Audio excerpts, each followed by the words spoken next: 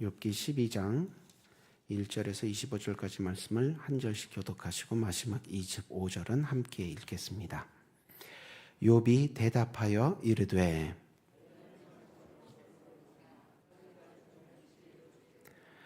나도 너희같이 생각이 있어 너희만 못하지 아니하니 그 같은 일을 누가 알지 못하겠느냐. 하느님께 불러 아뢰어 들으심을 입은 내가 이웃에게 웃음거리가 되었으니 의롭고 온전한 자가 조롱거리가 되었구나. 평안한 자의 마음은 재앙을 멸시하나 재앙이 실족하는 자를 기다리는구나. 강도의 장막은 형통하고 하나님을 평안하니 하나님이 그의 손에 후히 주심이니라. 이제 모든 짐승에게 물어보라. 그것들이 내게 가르치리라. 공중의 새에게 물어보라. 그것들이 또한 내게 말하리라. 땅에게 말하라. 내게 가르치리라. 바다의 고기도 내게 설명하라.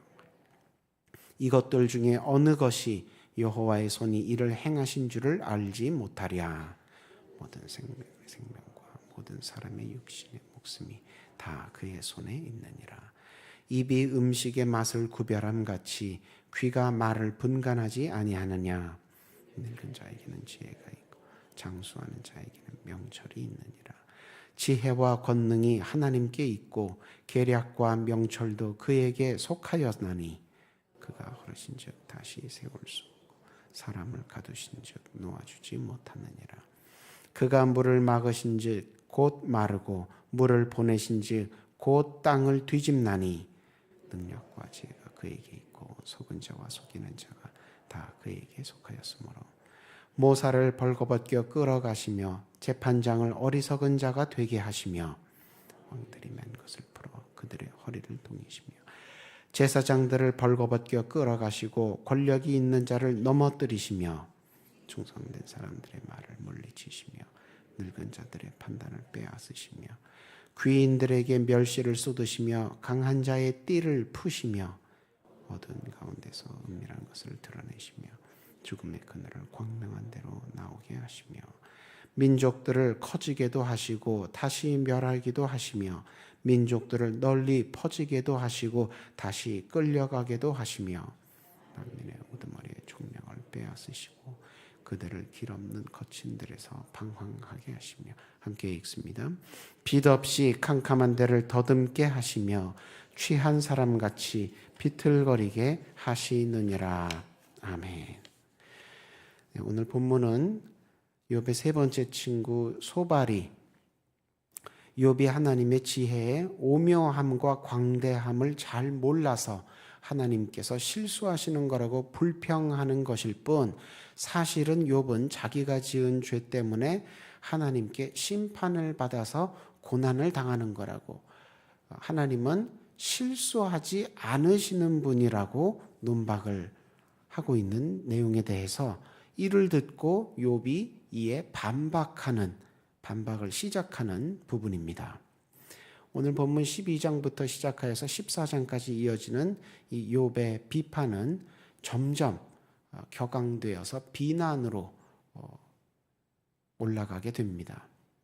그러니까 소발을 포함해서 이 친구들의 말이 이러이러한 부분들이 옳지 않다, 비판하는 정도에서, 논박하는 정도에서 더 감정적으로 격앙이 되어서 인격적으로 서로 다투게 되는, 욕을 하는 수준으로까지 그렇게 격앙이 되어 갑니다. 자신의 무죄함을 설명하고 입증하는 그런 선을 넘어서는 것이지요.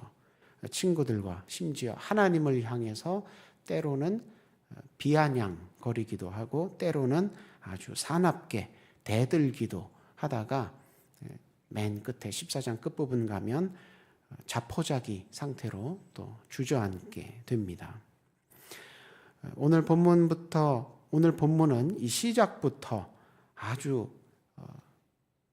톡 쏘아대는 욥의 말로 시작이 되는데, 소발을 포함해서 친구들에게 한마디로 무엇입니까? 내 앞에서 잘난 척하지 말아라. 너희만 아주 똑똑하구나. 너희가 죽으면 세상에 지혜 있는 자들은 다 죽겠구나. 죽어 없어지는 것이겠구나. 그러니까 자기 앞에서 나도 너희만큼 아니까 잘난 척하지 말아라. 그리고 7절 이하에서는 너희가 지금 내게 가르치려고 드는 교훈은 심오한 그런 진리가 아니라, 그래서 내가 모르는 것이 아니라 사실은 동물 수준의 지능만 갖추고 있어도 다 아는 내용이다. 누가 하나님이 창조주가 이신 걸 모르느냐? 누가 하나님이 전능자이신 걸 모르느냐? 그렇게 친구들에게 쏘아붙이면서 코웃음을 치는 내용입니다. 그리고 12절부터 이제 하나님의 지혜와 주권에 대해서 25절 끝까지 한참을 설명을 하는데, 그 욥이 하나님에 대해서 설명하는 논조를 보시면 하나님의 행사가 정말 탁월하시고 심오하시다. 역사에서 어떻게 이렇게 기이한 신비한 일들을 펼쳐내시는지 참 놀랍다, 경탄스럽다, 이렇게 하나님을 기리고 드높이는 내용이 아니라 하나님 참 역사를 운행하시는 내용을, 모습을 보면 하나님 참 이상하시다, 변덕스러우시다, 그렇게 좀 비꼬는 투입니다. 욥이 여기서 묘사하고 있는 하나님의 모습은 요약하자면 전능한 독재자의 모습입니다. 제멋대로 운행하시고 변경하시고 건설하시고 폐기하시는데 누구 하나 하나님을 말리거나 하나님께 조언할 수 없습니다. 피조물들을 마치 장난감처럼 함부로 다루시는데 그에 대해서 아무도 불평하거나 항의하지 못합니다. 하나님은 굳이 자기 백성이나 자연 만물로부터 굳이 찬양과 경배를 받고 싶어 하지도 않으시는 분처럼 보입니다. 누구의 눈치도 보지 않으시고 누구를 위해 배려하거나 양보하지도 않으시고 오직 자기 뜻대로 강요하고 강행하시는 분으로 그리고 있습니다. 그래서 욥의 이 결론은 12절에서 25절까지 나오는 하나님의 설명에 대한, 하나님에 대한 설명에 대한 한 줄 요약은 어떤 것이냐? 하나님은 어떤 분이라는 것이냐? 믿고 따르기엔 너무 힘든 리더다. 그렇게 욥이 하나님을 묘사하고 있습니다. 욥처럼 자기에게 납득할 수 없는 고난을 허락하셨다고 하나님을 알 수 없는 분, 이해할 수 없는 분이라고 매도하는 것을 불가지론이라고 합니다. 하나님은 당연히 우리의 세계관 속에 정돈될 수 없는 분입니다. 태양은 이렇고 달은 이렇고 별들은 이렇고 하나님은 이러신 분이다. 이렇게 우리 세계관 속에 하나님을 위치시켜 놓을 수 없을 만큼 하나님은 크신 분입니다. 하나님의 섭리가 당연히 우리의 상식이나 경험으로 다 이해되고 설명될 수 없습니다. 그러나 그렇다고 해서 하나님을 욥처럼 어디로 튈지 모르는 럭비공같이 무질서한 분, 수수께끼나 숨바꼭질을 즐기시는 장난꾸러기 같은 분, 이런 분으로 생각하면 안 됩니다. 그런 분이 아니시지요. 우리의 지적 한계를 뛰어넘으시는 하나님은 우리로부터 존경과 경탄을 받으실 대상이지, 우리가 하나님을 향해서 고개를 갸우뚱거린다든지 가로젓는다든지 그럴 만한 분은 아니시라는 겁니다. 또 욥처럼 자기에게 납득될 수 없는 고난을 허락하셨다고 해서 하나님을 믿고 따르기 힘든 분으로 치부하는 것을 냉소주의라고 합니다. 하나님이 전지전능하시다는 것은 알겠지만, 하나님이 전지전능하시다고 믿지만, 그러나 그런 하나님이 내 편이라고까지는 믿지 못하겠다, 그런 입장입니다. 전지전능하셔도 나와 상관이 없으시니까 나를 지금처럼 고난 가운데 내버려 두시는 거 아니냐, 이렇게 냉소적으로 하나님을 바라보는 것이지요. 서운함과 배신감의 표현입니다. 고난을 허락하시고 또 나를 고난에 방치하시는 하나님을 그럼에도 불구하고 믿고 따르는 것, 이것은 보통 사람에게는 기대하기 힘든 초인적인 신앙이 아니냐. 나는 그런 신앙까지는 가질 수가 없다. 누가 그런 신앙을 가지겠느냐? 하나님과 신앙생활에 대해서 냉소주의적으로 생각하는, 바라보는 입장입니다. 그러나 사실은 고난을 당해도 믿음과 순종으로 일관하는 경우, 믿음과 순종에서 떨어지지 아니하고 계속 고난을 당해도 믿음과 순종으로 일관하는 경우를 우리 주변에서 사실은 흔히 자주 볼 수 있습니다. 여러분 집에서도 보실 수 있는 건데요. 뭐냐 하면 개들이 자기 주인을 그렇게 따릅니다. 개들이.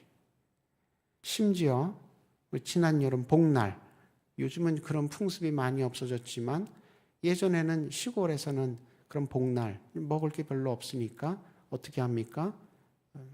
기르던 개를 때려잡아서 보신탕으로 많이 먹었죠. 그런데 그렇게 자기를 잡아먹으려고, 때려 죽여서 잡아먹으려고 했던 주인에게조차도 개들은 어떻게 합니까? 그 목줄 좀 풀어주고 오늘 먹지 말고 내일 먹자 뭐 이렇게 오늘 하루 풀어주면은 그 개들은 그 주인을 향해 어떻게 합니까? 또 꼬리치면서 반가워합니다. 그러니까 욥의 신앙은 초인적인 신앙이 아니라 개와 같은 신앙이었다는 거죠. 그러나 욥은 처음에는 이런 신앙의 모습을 보여주지 못합니다. 고난을 당하자 어떻게 합니까? 개보다 높은 지능, 개보다 빠른 계산으로 이런 하나님 믿고 따라가다간 큰일 나겠다. 그래서 하나님 앞에 불평불만을 토로하고 원망하면서 의심하면서 불신앙과 불순종으로 하나님을 향해 맞서기를 선택합니다. 하나님이 틀리셨습니다. 내가 옳습니다. 이거 다 지능이 높아서 계산이 빨라서 할 수 있는 행동입니다. 하나님이 우리에게 높은 지능과 빠른 계산력을 주셨을 때는 이런 식으로 사용하라고 주신 것이 아니었습니다. 고난 가운데서도 하나님을 따르기를 기대하며 그런 능력들을 우리에게 주셨는데 반대로 행했다는 것입니다. 욥뿐만이 아니죠. 우리도 마찬가지입니다. 우리 중에 개보다 지능이 낮고 지식이 부족하고 상식과 경험이 없는 사람이 누가 있습니까? 우리가 다 집에서 기르는 개들보다 다 상식과 경험이 풍부하고 지능이 높고 계산이 빠릅니다. 그러니 어떻게 해야 되겠습니까? 개보다 뛰어난 지혜와 지식을 받았으니 그것 가지고 고난을 빌미로 하나님께 맞서서는 안 되는 것입니다. 내가 가진 지혜와 지식을 동원해서 하나님이 틀리셨다고, 내가 옳다고 그것을 입증하려고 하는 것이 아니라 반대로 고난에도 불구하고 내가 가진 지혜와 지식을 총동원하여서 하나님을 믿고 따르는데 힘써야 하는 것입니다. 계속 욥기를 묵상하는 중에 있는데요. 욥기의 도움을 받아서 이와 같은 경건의 성취를 이루시는 저와 여러분 되시기를 소망합니다. 그래야 우리의 다음 세대가 귀한 본을 보고 따라오게 됩니다. 그래야 전도의 문이 열리게 됩니다. 그와 같은 말씀과 은혜의 열매들이 풍성해지는 교회 되기를 저와 여러분 되시기를 주님의 이름으로 축원합니다. 기도하겠습니다. 우리가 눈으로 보지도 못하고 귀로 듣지도 못하고 마음으로 생각지도 못할 만큼 크고 높으신 주님, 말씀을 통해 주님의 크심과 나의 작음에 대해 다시 한번 깨닫게 하시니 감사합니다. 말씀에 힘입어 개가 자기 주인을 사모하듯 우리도 좋은 때나 나쁜 때나 오직 주님께 온전한 충성과 헌신을 다하게 하여 주옵소서. 이 시간 육신의 연약함으로 말미암아 하나님 앞에 기도하고 있는 환자들 위해 함께 기도하기를 원합니다. 우리가 함께 기도할 때에 머리부터 발끝까지 주님 친히 안수하여 주셔서 어루만져 주셔서 모든 다치고 상하였던 부분들이 깨끗하게 온전하게 고침받게 하여 주옵소서. 사랑하는 마음으로 간병하는 가족들에게도 하나님 함께하여 주셔서 영육간에 힘이 떨어지지 아니하도록 든든히 붙들어 주옵소서. 오늘 우리 교회 또 많은 수험생들이 수능 시험을 보러 갑니다. 하나님, 시험이 시작되는 첫 시간부터 마치는 마지막 시간까지 10년 가운데 동행하여 주시고 붙들어 주시고 인도하여 주셔서 기도하며 준비했던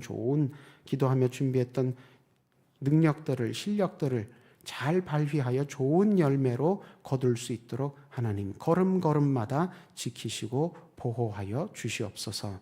우리 교회 가운데 여러 가지 기도의 제목들이 있습니다. 하나님, 그 모든 기도의 제목들, 기도하며 준비하는 모든 행사들 가운데 온전히 붙들어 주시고 인도하여 주셔서 그 모든 기도의 제목들과 교회 행사들을 통하여 오직 하나님 홀로 찬양받으시고 영광받기를 소망하오니 우리에게 믿음의 열매, 기도의 열매로 거두어질 수 있도록 인도하여 주옵소서. 오늘 하루를 온전히 주님께 의탁드립니다. 예수님 이름으로 기도